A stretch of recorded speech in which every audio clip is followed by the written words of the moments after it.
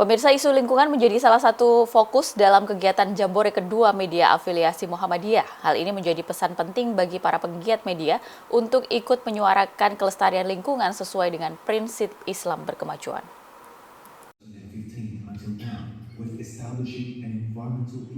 Perubahan iklim yang semakin mengkhawatirkan seperti anomali cuaca, perubahan suhu ekstrim, polusi air dan udara hingga terkait dengan pengelolaan alam tidak bisa diabaikan.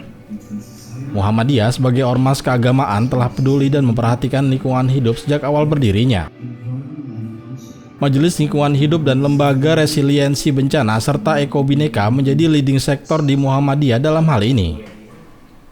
Namun, apa yang selama ini dilakukan dirasa masih perlu terus dilakukan perbaikan dan peningkatan. Muhammadiyah harus membangun ekosistem pengelolaan lingkungan yang lebih baik mulai dari hulu hingga ke hilir, mulai dari hal penyediaan pangan hingga pengelolaan sampah. Program Direktur Eko Bhinneka Muhammadiyah Henning Parlan menyebutkan untuk mewujudkan ini, diperlukan kerjasama dengan berbagai pihak, termasuk melibatkan kader atau anggota Muhammadiyah hingga ke tingkat ranting. Komunitas di akar rumput dapat dilibatkan dalam agenda perubahan iklim, seperti adaptasi dan mitigasi. Sektor pendidikan juga bisa menjadi sarana bagaimana pengetahuan tentang lingkungan ini harus diajarkan kepada anak-anak sejak dini. Selain itu, pemanfaatan teknologi juga diperlukan dalam melakukan pengelolaan lingkungan agar semakin menekan tingkat emisi dari setiap kegiatan yang dilakukan. Henning juga mengingatkan bahwa isu lingkungan menjadi tanggung jawab bersama termasuk jurnalis. Para jurnalis, terutama di lingkungan Muhammadiyah, harus berkomitmen dan memiliki tanggung jawab terhadap masalah keumatan dan perubahan iklim. Kita ingin mengajak teman-teman media sebagai bagian penting dalam membangun ekosistem tentang pentingnya kita untuk berkontribusi pada perubahan iklim. Oleh karena itu, kita ingin berdekatan, ingin ngobrol, ingin berbagi, dan ingin sharing dengan kawan-kawan dari media, kawan-kawan jurnalis, agar kita bisa saling memberikan informasi dan memperluas gerakan kita. Jadi ada dua tujuan. Yang pertama adalah kita memahami bahwa di Muhammadiyah dan di sekitar Muhammadiyah itu banyak orang yang mendukung kegiatan Muhammadiyah, tetapi juga di satu sisi banyak yang pengen tahu apa yang dilakukan oleh Muhammadiyah, dan itu melalui media.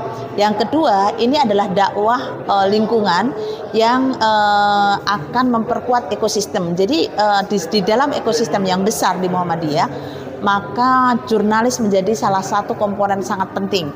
Jadi komponennya macam-macam, ada komponen pendidikan, ada komponen dakwah melalui tablik tarjih, ada komponen perempuan melalui Aisyah, ada komponen pondok pesantren, masjid, ranting, dan ini adalah melalui teman-teman jurnalis atau media, sehingga kita punya dua tujuan yang sangat penting itu.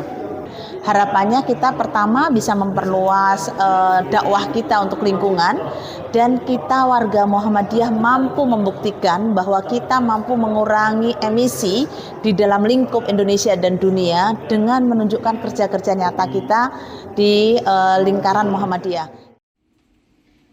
Menyikapi isu lingkungan ini, anggota Majelis Tarjih Pimpinan Pusat Muhammadiyah Niki Alma Febriana Fauzi menyampaikan bahwa tugas manusia sebagai khalifah adalah untuk ibadah, menjaga, mengelola, dan memberdayakan lingkungan dengan sebaik-baiknya. Kita adalah khalifah, ya, kita adalah perwakilan atau representatif Tuhan di bumi.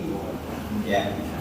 Makanya tugas utama khalifah itu sesungguhnya adalah menjaga dari kehancuran, menjaga dari kerusakan, ya, menjaga dari kezaliman dan lain sebagainya. Nah, tugas khalifah itu lebih kepada preservation, penjagaan.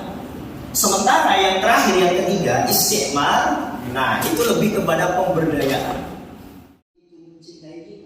Untuk itu, para pengelola dan penggiat media terutama di lingkungan Muhammadiyah diharapkan dapat ikut berkontribusi dalam mengkampanyekan isu lingkungan ini. Jurnalisme lingkungan hidup menjadi pesan penting dalam acara Jambore kedua media afiliasi Muhammadiyah kali ini. Muzaki Natfi memberitakan dari Surakarta, Jawa Tengah.